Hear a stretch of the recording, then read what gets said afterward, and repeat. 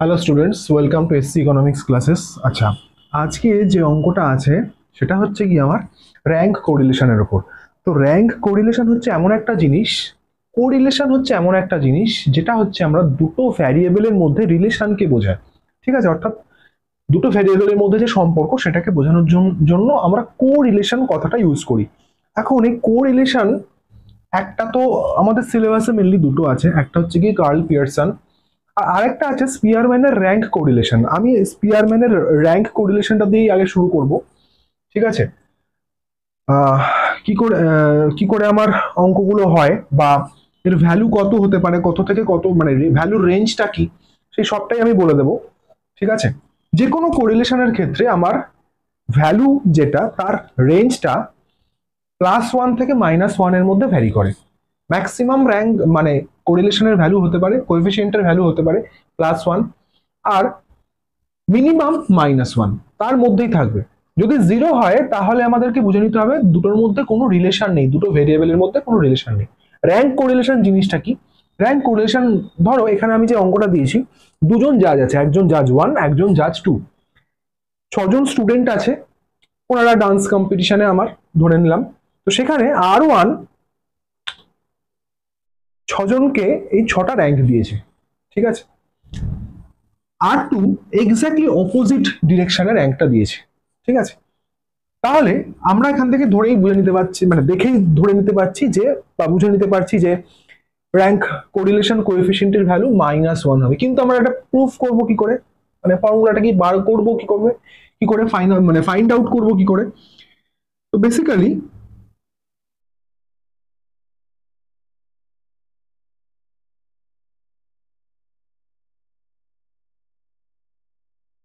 প্রসেসটা আমি দেখিয়ে দিচ্ছি।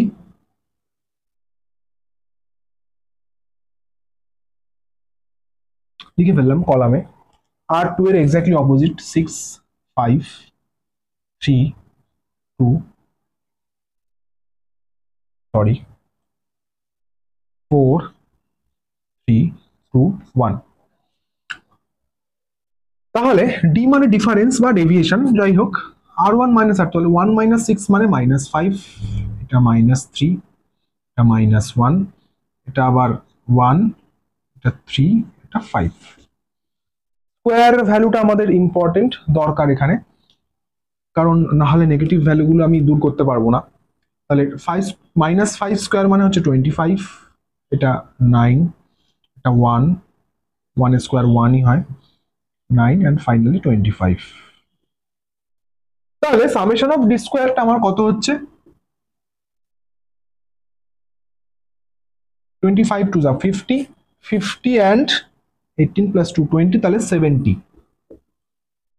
ঠিক আছে, তাহলে ফর্মুলাটা ইম্পর্টেন্ট এখানে। আর সাফিক্সে কে, অর্থাৎ rank correlation coefficient equals to 1 minus 6 summation of D square n cube minus n। অনেকেই 1টা লিখতে ভুলে যায়, বা 1টা পুরোটাই হয়তো কি বলে নিউমারেটারে লিখে দিল, কিন্তু অ্যাকচুয়ালি তা নয়, পুরো জিনিসটাকে আমি 1 থেকে মাইনাস করব। ঠিক আছে, তাহলে 1, 6 ডি স্কোয়ার কত এসছে? 70। নিচে n হচ্ছে number of terms, number of জাজেস নয়, কজন স্টুডেন্ট আছে এখানে সেটা হবে, অর্থাৎ এখানে কজন আছে, 6জন আছে।